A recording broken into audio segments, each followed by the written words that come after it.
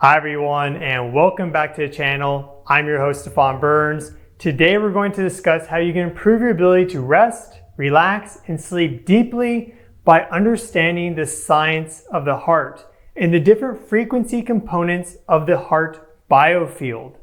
And I'll also give you some practical tips and takeaways on how to improve your overall autonomic nervous system and shift your body towards parasympathetic activity so you can finally get some rest, relaxation, and good sleep.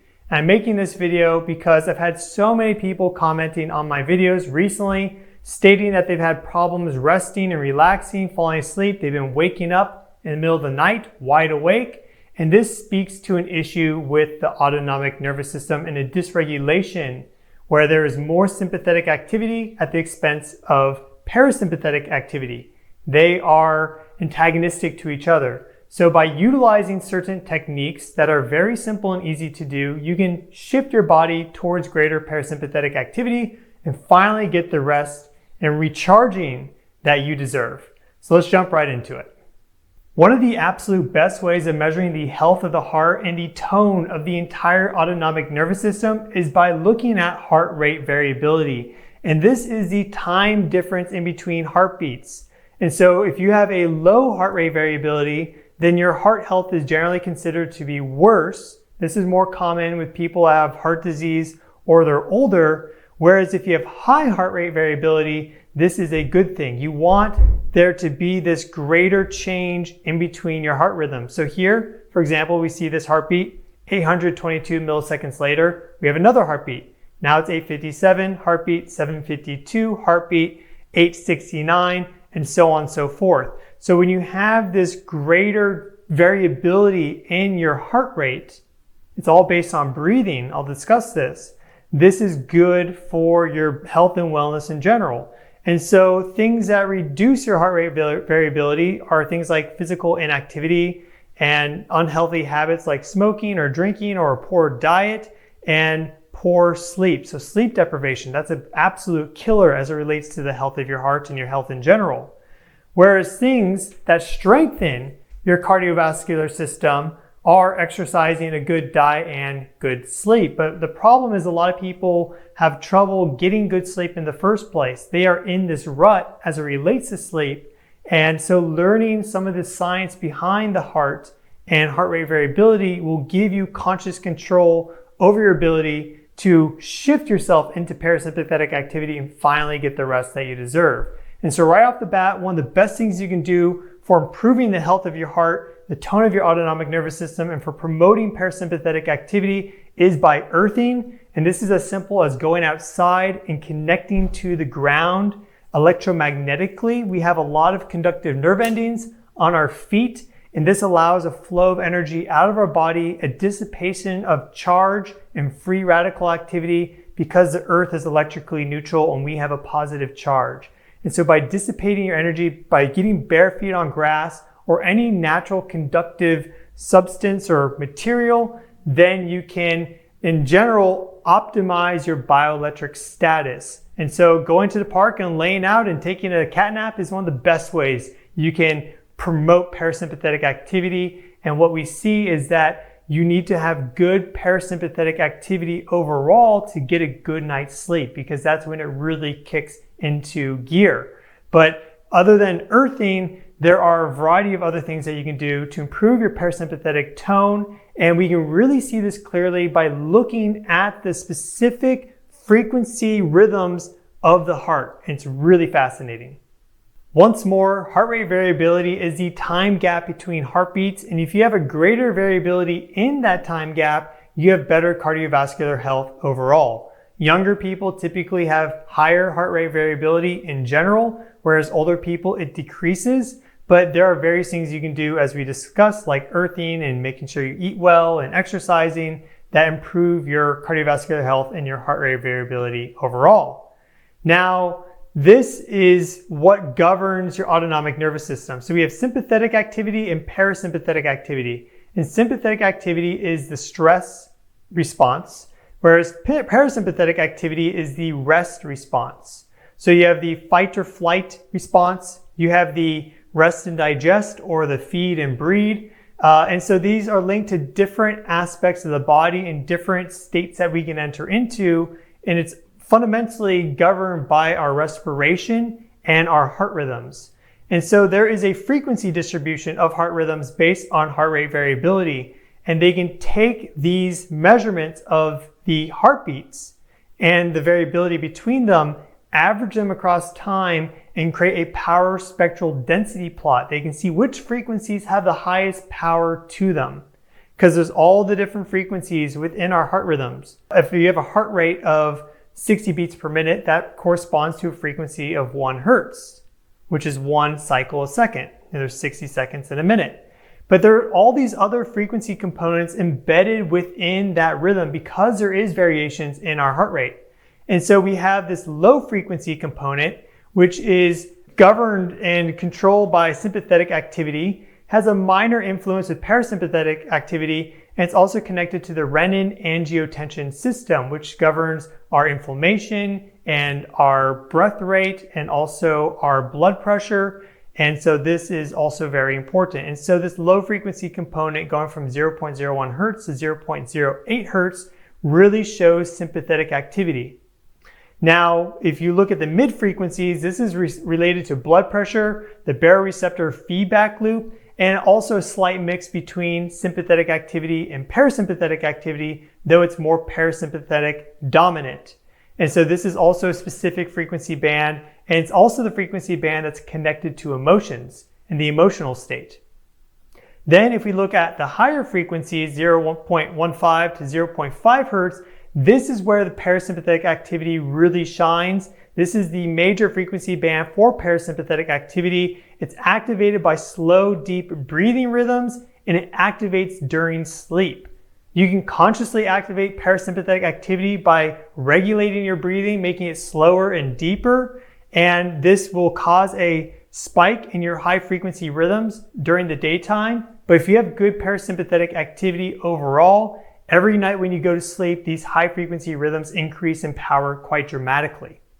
One of the easiest things you can do to improve your parasympathetic tone is to simply lay down. Here we have some data showing the effects of heart rate variability in these frequency bands for supine, which is laying down, versus standing. And so here we have our power spectral density plot. We're about to look at a bunch of these. And so I'm going to explain what this is. Here we have our y-axis, and this is power. So we see it goes from 0 to 2 there. And then down on the x-axis, we have our frequency going from 0 to 0.5 hertz. So you see that when you're laying down, you have this big activation of about 0.26 hertz. And of course, it's a little bit of a range, so 0.24 to 0.27 or so. But you see this big spike in the high frequency component, which is connected to parasympathetic activity. And here we see our low frequency component stays fairly low. Whereas when you are standing, this naturally activates the sympathetic autonomic nervous system. So it will naturally put you into that more alert fight or flight state, that more stressful state. And this isn't a bad thing, but if you are overly stressed to begin with, then laying down a little bit more often, taking that cat nap may be a good idea, because we see that the parasympathetic component, the high frequency band, is reduced in its power, whereas the low frequency component and the mid frequency component is increased in the power. That first peak there is that low frequency component centered around 0.07 to 0.08 hertz. And then the mid frequency component there is centered at around 0.1 hertz, and this is related to blood pressure waves. In addition to simply laying down to improve your parasympathetic tone and to promote parasympathetic rest and digest, feed and breathe activity, you can also engage in biofeedback training. And so it's a fancy word. It sounds a little bit beyond our reach, but it's very simple. It's as simple as regulating your breath and feeling your heart rate, drawing your consciousness, awareness, and attention to your heart, and feeling how your heart rate speeds up and slows down depending on how you breathe. And so here we had 6 individuals that already had a cardiac health event, and their heart rate variability was already quite high compared to a lot of people that have cardiac disease. If you have a HRV below 50, then your mortality is like 5 times greater than someone that has their HRV over 100. These individuals had their HRV before the biofeedback training at about 147. Afterwards, it went to like 156 or so. So they had an improvement after 5 weeks of 2 hours every single week. So 2 sessions, 2 hours cumulative every week for 5 weeks, where they engaged with breathing activity and they were focusing on feeling their heart and guiding and controlling their heart rhythms as a result. And so here again, we have a power spectral density plot. All the ones are for the pre-training. They took the data collection and measurements before they did any biofeedback training, and 2s represent after 5 weeks of this HRV guided, consciousness training. And so here we see that the 1s form a higher peak in the power for this low frequency band, which is connected to sympathetic activity. And then the 2s here, they are decreased in these low frequency and mid frequency components, which is the post training, but they then go up and have a higher peak overall in this high frequency band, which is connected to parasympathetic activity. And this is around 0.24 to again, 0.27 hertz. It's in this 0.2 to 0.3 hertz range. And then it goes down, and whereas the 1s have this higher frequency load there. So there's a clear condensation of power in the heart rhythms and the parasympathetic activity for those who engage in this biofeedback training as compared to before their training. And this specifically was when they were asleep. Daytime HRV measurements are a little bit different. We'll talk about that, but you want a nice clear peak in the high frequency component when you sleep, because that means that you'll get good sleep. Or if you lay down and you have that increase in the high frequency component and you want to take a nap, or you're going to do something like yoga nidra, which is fantastic for promoting parasympathetic activity, then you also want this increase naturally to come about where this high frequency component emerges out of your heart rhythms. All the studies that I researched to make this video are linked in the video description. So if you would like to read them yourself, you can do that. I highly recommend it. And so what this study showed is that parasympathetic activity increased at night after breathing and HRV biofeedback training. This is again that 5-week course. And so here we have our snapshots of their power spectral density HRV plots. And so we see that high frequency spike in every single one of these. Whereas we're about to look at the daytime components and they go away during the daytime because that's where we're more active, we're more in a sympathetic state. But at night, you want that clear, high frequency peak. And if you're having problems sleeping, then your parasympathetic tone is likely reduced and you're not getting that high frequency component to emerge. Your heart rate variability is blunted as a result. And since you have less of a guiding high frequency rhythm, it's easier for your body to wake up and default back to its sympathetic activity, which is what it's used to during the day. And so this is one of the things connected to insomnia and can kind of jolt you awake at night, is because you don't have these clear heart rhythms emerging as they should naturally. And they are there when we're born. We all are given natural, autonomic nervous system function and heart health when we're young, but we can lose it, but that can be reestablished by understanding the science and by utilizing these techniques. Here we see the difference of the power spectral density of the heart before and after biofeedback training. So 0 is no change. And so we see this drop in the power spectral density at around those low frequencies, right? And the mid frequencies. But then we see this big increase in the difference for that high frequency component. And then again, a drop for these even higher frequency components there. So this is showing that if you engage in breath work, we're going to do a box breathing demo at the end of the video. I'll teach you how to do that. And you draw your awareness to your heart and you feel your heartbeats and you start to learn how to control your heart rate. You can improve your overall autonomic nervous system tone. And these are people that already had cardiac health problems. They already had cardiovascular disease. They already had heart attacks in this study. So this goes to show that anyone can do this. Even if you don't have cardiovascular disease, but let's say you have insomnia, then you are a step ahead of those people. And so this is going to be an easier process. And this sort of biofeedback training can be learned in as little as 2 weeks. Here we see the power spectral density plots for these individuals after the biofeedback training during the daytime. So this is a different part of the circadian rhythm dominated by sympathetic activity. And so we see this high frequency component basically disappears in these power spectral density plots, except in the 11 a.m. and in the 12 p.m. plot. And the reason why is because that's when they engage in the biofeedback training session.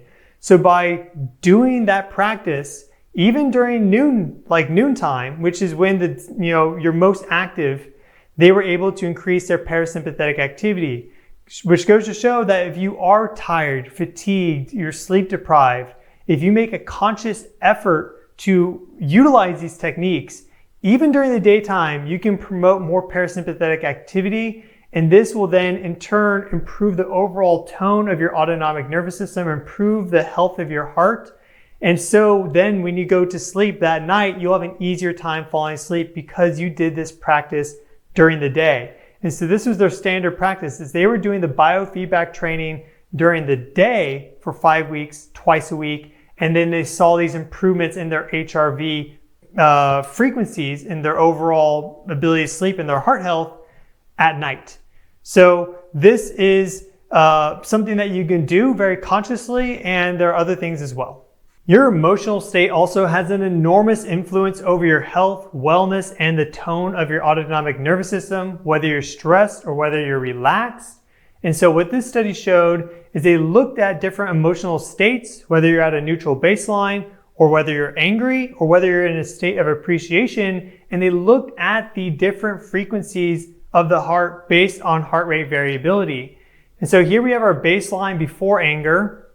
And then we see that during when they're angry, these low frequency rhythms increased. And again, these low frequency rhythms that are about 0.1 hertz or less, they're connected to the sympathetic nervous system, which is that stress response. Whereas in that state of appreciation, here's the baseline, we see that the low frequency rhythms are decreased in power, and we get this big increase there at 0.1 hertz, which is connected to blood pressure regulation.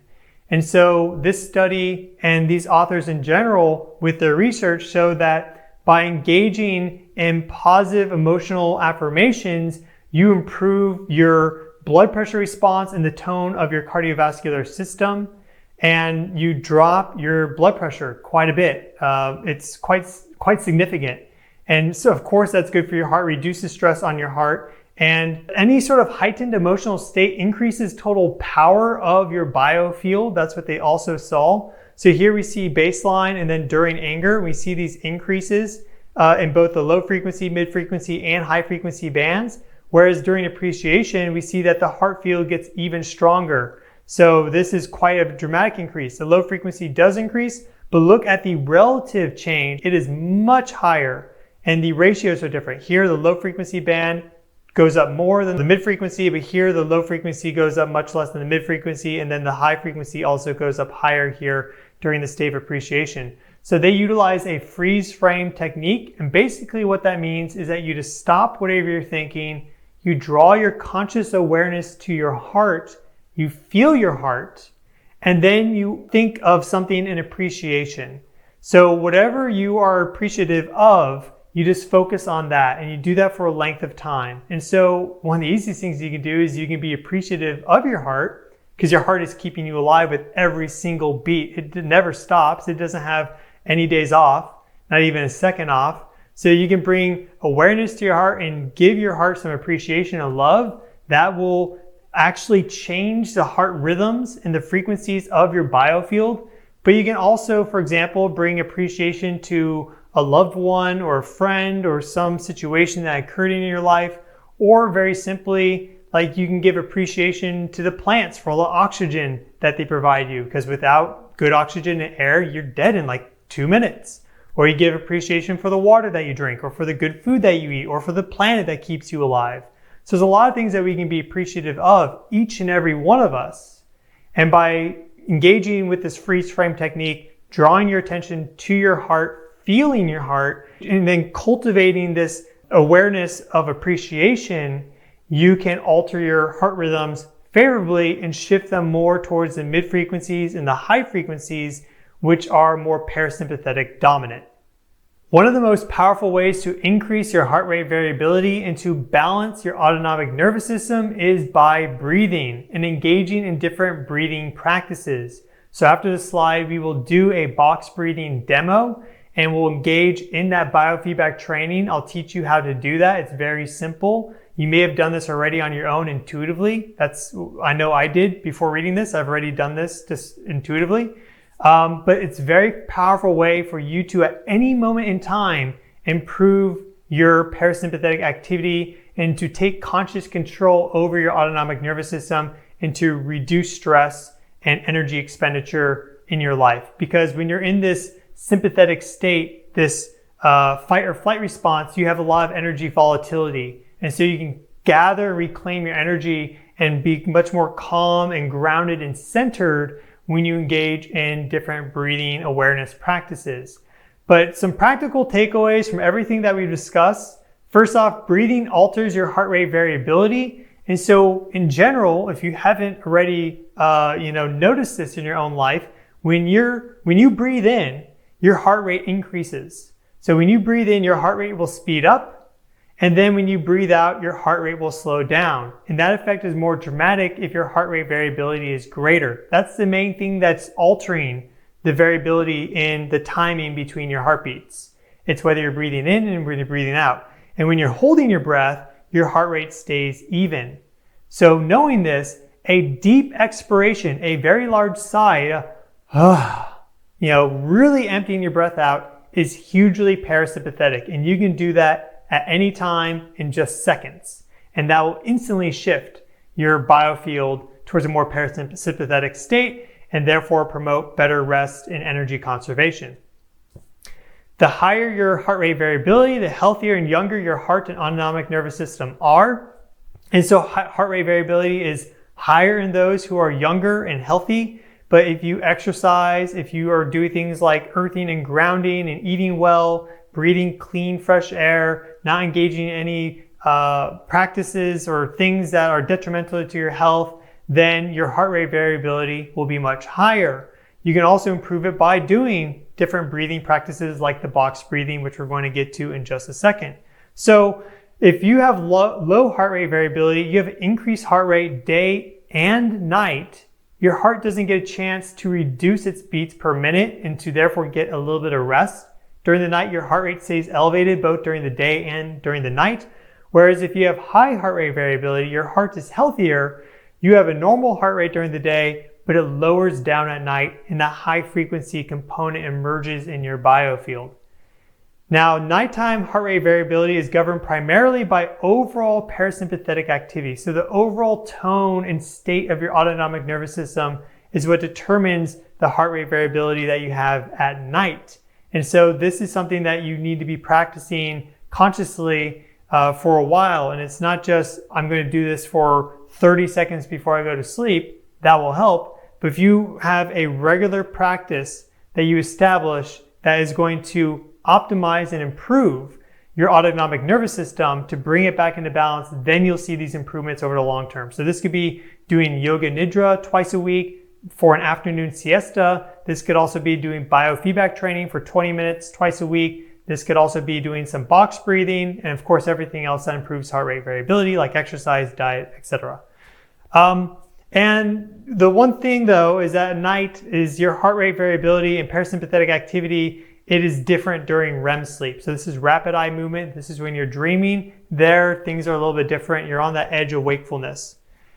We also know that emotional states influence the autonomic nervous system. So total power of the heart and autonomic nervous system goes up during heightened emotional states, whether this is anger, whether this is appreciation, all the other emotions in between. So whether they're negative or positive, you have more power in your heart, in your biofield when you're experiencing emotions. So this can be good, this can also be bad, right? You don't want too much energy expenditure all the time. Your heart is pumping and working. So we do want to cultivate emotional awareness and intelligence. The emotions are not a bad thing. There's a big reduction in blood pressure when attention is shifted to the heart and positive emotions are cultivated. So when you engage with this freeze frame technique, you focus on your heart and you cultivate the sense of appreciation and you do this consistently, your blood pressure readings will go down to normal ranges and to healthy ranges. And so if you have any blood pressure problems, this is definitely something for you to work on and to experiment with, and you could possibly see a a big drop in your blood pressure such that you perhaps don't need to use any medication anymore. Because now you're actually working with your autonomic nervous system. You're working with your body, who you actually are, rather than just popping a pill and letting that, crank some levers to lower your blood pressure at the expense of some other critical health system, which is now dysregulated. And again, biofeedback training can be learned in as little as 2 weeks. This was with that elderly population that already had cardiac disease. Their average age was like 65. And they're older and they already had these problems, and they were able to learn how to engage in this biofeedback loop where they're consciously guiding their heart rhythms by utilizing the power of their breath in under 2 weeks. So if you are younger and healthier, you could probably learn this in just 1 or 2 sessions. But a great place that teaches this often are yoga studios. During a simple yoga flow, they will usually guide you with your breath, and then you can start to explore these inner feelings as it relates to your autonomic nervous system during something like a yoga practice or a yoga nidra or a yin yoga class. Breathing exercises are one of the most powerful ways that you can influence your autonomic nervous system and to promote greater parasympathetic activity, helping you to rest, relax, and finally get some good sleep. And so we're going to discuss box breathing because this is one of the simplest breathing exercises out there. It's really easy to do this by yourself. And you can utilize box breathing to increase the volume of your breath and to deepen your breath and to increase the length of your breath. Because a deeper breath and a longer breath in general improves parasympathetic activity and helps you to actually just rest and relax. And so this gives you a clear timer to engage with so you're held accountable, and then you can increase the length of time. So you breathe in for 4 seconds. And then you would hold your breath for 4 seconds. This is a 4-second box breath. And then you breathe out for 4 seconds. And then you would hold it for 4 seconds. So we're going to do it on this next one here. I'll show you how to do it.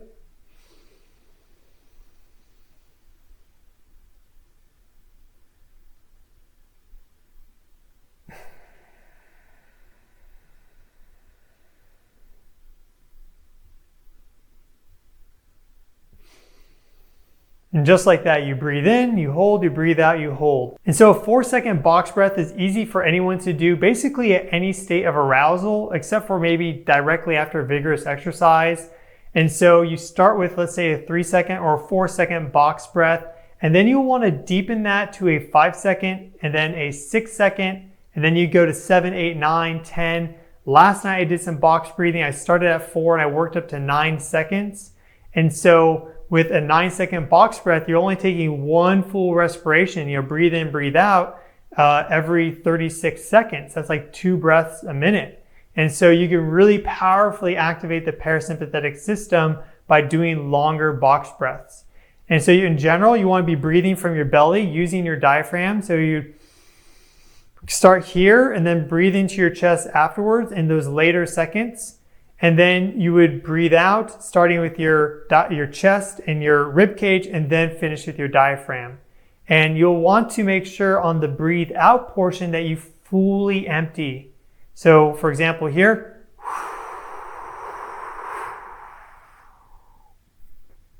now there's nothing in my lungs. And then on the breathe in portion, as you're lengthening the box of breath, you can really expand your lungs, build that volume, stretch your diaphragm a little bit, and then each extended duration breath will be easier. And so you might not be able to do a 6-second box breath at the beginning, but you start with 4, you go to 5, and then you'll find maybe 5-10 minutes later, actually now a 6-second box breath is no problem. You go to 7, you go to 8, so on and so forth. And so box breathing is one of the easiest things you can do to improve the tone of your parasympathetic nervous system. If we were to combine these tips and techniques, then you'd want to go outside, go to the park, lay out on the grass, practice some earthing. You would like to lay down so you engage in that supine position, which decreases those low frequency rhythms, increases the high frequency rhythms, basically shuts off your sympathetic system, turns on your parasympathetic system, and then you can do some box breathing. And you can close your eyes. This will increase your alpha rhythm in your brain, which keeps you focused and alert. And you can then do box breathing for 10, 15, 20 minutes. And that's a fantastic way to promote parasympathetic activity. And you'd want to do that at some point during the day. Doing that before you sleep will definitely help. But in general, that's what we're trying to do when we go to sleep. And so if you're having trouble sleeping, you're already going to lay down, your heart rate is not slowing down, it's better to build up this technique and experience during the daytime very consciously, so then that just clicks in automatically when you do lay down and you go to bed. And it's good to empty your mind, to give thanks and appreciation. And then in my experience, I just fall right asleep and I have a great sleep. So I hope you found this video valuable on the science of the heart and the different frequency heart rhythms and how they relate to your autonomic nervous system, therefore how they relate to your stress and your state of rest and relaxation. Because I know right now a lot of people are experiencing a lot of stress for a variety of reasons. These are lifestyle factors, societal factors, environmental geophysical factors like I discussed on my channel with space weather and more. And so if you'd like to see more videos like this, then please subscribe to my channel. I'd be so grateful if you did. Give that video a thumbs up, help this channel grow. Thank you so much, God bless, and I'll see you all in the next video.